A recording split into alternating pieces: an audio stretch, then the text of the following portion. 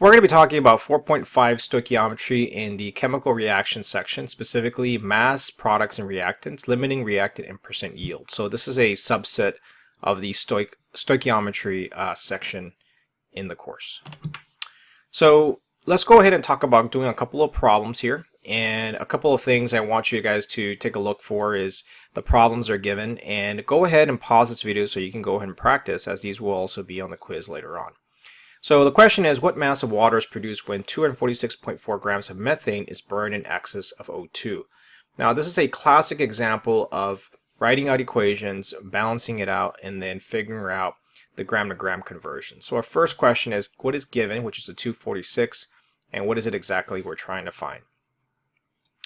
Okay, so first step is we're going to write down the balance equation for this. So when we're writing out these equations, the first thing we want to do is determine what a combustion reaction is. So obviously we need to know what methane is. Methane is CH4, and when something is burned in excess, we're going to be applying some O2. Then we have a byproduct of CO2 and of water. Once we do that, we're going to have to write out what the equation is. So we balance this out and we find out that we have 2 moles of O2.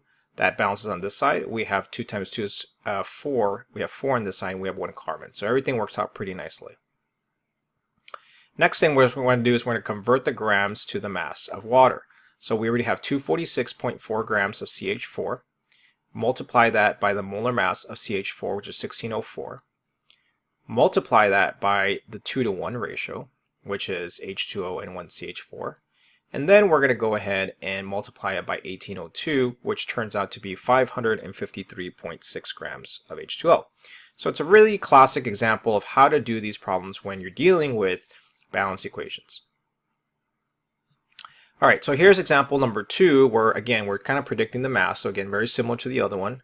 So the first step here is we're trying to figure out what's given. So how many grams CO2 and Fe are produced when 114 grams of carbon monoxide gas is added to containing excess hot iron 3 oxide. Okay. Now keep in mind the word excess here, because many people tend to overlook that and don't really figure out that until later, where these excess values eventually take place. All right, so the first step we want to do is write out the equation. So we already know that iron 3 oxide is going to be a transition metal, so that's a 3. We're going to put Fe3O2. We'll also make sure that we're reacting with carbon monoxide, where it's saying right here, CO. And then we're going to be going ahead and saying here are 2 products, CO2 and Fe. So in this case, they're giving us the whole thing. So now to balance this out, we have to figure out that the irons only have 2 here and only 1 here. So we're going to stick a 2 in here. And then for the carbons, we're going to put a 3 here to make sure that we actually have 6. But then we're going to have to change this into that amount. So we have 3. We have 3 oxygens, 6 oxygens, everything's balanced. All right, now to find the masses of CO2 and Fe, we're going to take the 114 grams, which we are given right here. We're going to divide that by the 28 grams of CO, which is our molar mass, and figure out the ratio, which is a 3-to-3 ratio. So for every 3 moles of CO, you get 3 moles of carbon dioxide, and then you get 179 grams. Now notice carefully again the sig figs, which is 3. Step 3, we're going to take the 114 again from the CO, but now we need to find the iron. So again, 28.1, we cancel out the units, take the iron for a 2-to-3 ratio, which is 2-to-3, 2 irons to 3 to carbon monoxide. And we multiply that by 5585 grams, which is 152 grams of iron. All right, so next one is again very similar. What mass of sodium bicarbonate is needed to produce 32 grams of sodium carbonate? So again, we're looking at sodium bicarbonate, which is NaHCO3, and we're looking at the sodium carbonate here. So we want to go back, how much of this do you need to make that? So pretty straightforward equation. We take the 32 divided by 105, 2-to-1 ratio, which is stated here, and then we multiply that by the 84, which gives us a 51. All right, so let's move over to another concept called limiting reactants. And the limiting reactants is when you have 2 reactants, but one of them is going to be used up than the other. And in that specific case, that's going to be your limiting. Your excess is whatever is left over when the reaction is complete. So always when you take a look at 2 reactions, you're always going to get one that's going to be consistently being used up more than the other excess reactant. And that's something that I always tell people, is that be sure to take a look at those, because what's going to happen here is you're going to end up getting a situation where you can only use the limiting reactant. So let's talk about the first type of problem. So the question is, what is the limiting reactant when 28 grams of glucose reacts with 14 grams of oxygen gas? So our first step here is we need to write down the limiting reactant for 28 grams of glucose. And the second part is going to be, what is the mass of CO2 being produced? So again, usually these limiting reactants problems will have two parts to them, and your job is to be able to figure out, which is which. All right, so the first step. We already know that glucose is C6H12O6, and so that's something you probably have to memorize later on. I usually call it the 6-12-6 for the sugar. You're going to add O2 here, you're going to make CO2, and you're producing H2O. So obviously in a combustion reaction, you're getting a CO2 and always a water. So once we get that, we're going to ask ourselves the question, all right, so which one is going to get, used up? So once we balance this out, we're going to get 6, 6, 6 just to balance out the equation because it's a combustion reaction. And now we're going to take the each one for the grams. So we're going to take the sugar first, divided by the 180.18, which is the molar mass. We take a 6-to-1 ratio and then multiply by the molar mass. So here we have 41 grams of CO2. Now we don't know which is the limiting reactant yet, so we're going to take over the 14 grams of O2 now. Now since it's a diatomic molecule, it's going to be 32, and we're going to multiply it by 6 to 6. So 6 to 6 right here. Multiply it by 4401, and we get 19 grams of CO2. So question is, which one is going to be produced? So compare the two masses being produced. The reactant that produces the smallest amount of quantity is the limiting reactant. And so in this specific case, because you are producing 41 grams and 19 is less, O2 is going to be the limiting reactant, and 19 grams would be produced in theory. Okay, so that's basically how that would work for that.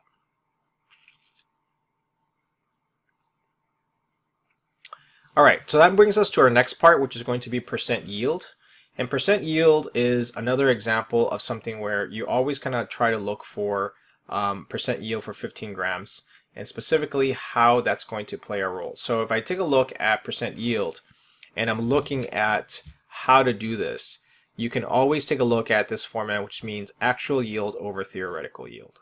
So let's take a look at CO2 as an example. So if I give you that I'm producing 15 grams of the actual yield, but I only got 19 for my theoretical, that means my yield is 79, which is less than 100, which basically means that you're going to have a situation where you're going to end up getting less than 100%. And the reason why is because, again, there's usually going to be some errors that are going to be built in. So here's a secondary part for a limiting reactant for XA and PA. And so if you take a look at XA and PA limiting reactants, you can kind of see that if you take a look at this vessel, hydrogen gas and chlorine gas, and you make hydrochloric acid, the vessel contained 2.5 moles of H2 and only 1 mole of Cl2 before the reaction took place. So the question is, what is the mole fraction of all the gases after the reaction has occurred? Second one is find the total pressure in the vessel after the reaction, and then find the partial pressure after the reaction. Okay. All right, so here we go. So our first step when we're doing these type of problems is you want to figure out, find the moles of each gas after the reaction. Okay, so whenever you're trying to do this, you need to use what they call the ice box, or I'll call it ICF. And so what we want to do is we want to figure out what's actually happening here to calculate the limiting reactant. And so when you take a look at H2Cl2 and 2HCl, what you find that these are your initial values. And so when before you actually move the reaction to the right, you're going to get 2.5 moles of Cl2 of H2 and then 1 mole of Cl2. Obviously, you're producing nothing for the 2HCl. And so in this case, the reaction obviously is called the initial. Once you do the change, you're going to say that you're going to be using 1 mole. And if you do 1 mole from each one, you're going to actually have 2 moles being produced on the right-hand side. And so once you do the final, you can find that the final means 1.5 moles, 0 moles, and 2 moles for the HCl.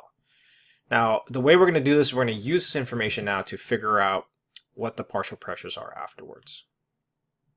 Okay, so now that we have that, we're going to find out the mole fractions after the reaction. So there's only 1.5 moles of H2 and 2 moles after the reaction. And if you go ahead and divide them up for hydrogen gas, it's going to be 1.50 divided by 1.50 plus 2. and that's going to give us 0.429. Now for the HCl, it's going to be 0.5, and it should technically equal to 1. So if I ask you what is the product afterwards, the total, you're going to get that 1. So that's another way of looking at it. All right, second one is what's the total pressure in the vessel after the reaction? So we'll be using our PV/nRT equation again to figure out the pressure, because that gives us, we already have moles, we already have R, we have temperature. And so we plug in the number of moles that we have to add up both moles to 1.50 and the 2, multiplied by the R value and T, and you're going to get a pressure of 16 atm.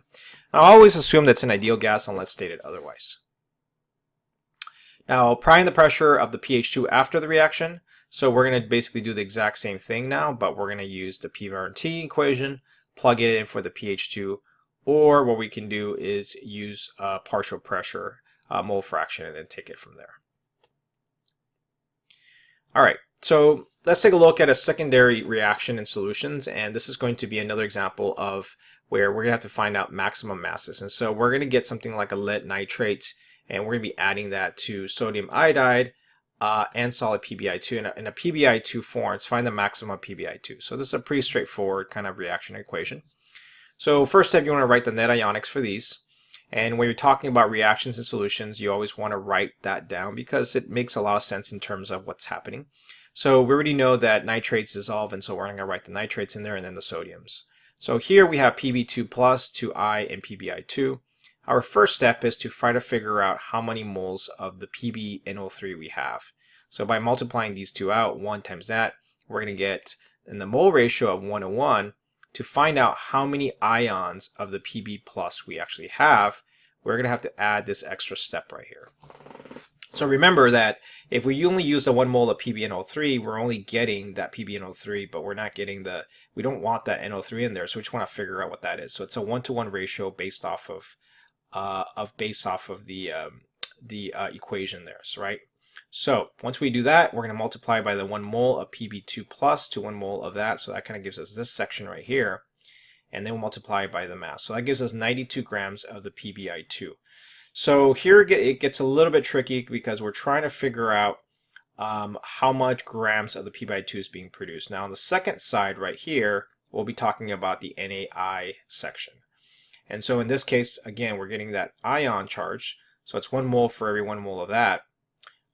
So what you're going to end up getting there is multiplying that by the 1/2, and then you're going to multiply that. So the maximum amount of produced that we're getting is going to be 69 because that's our limiting factor. All right, and that ends our stoic reactions.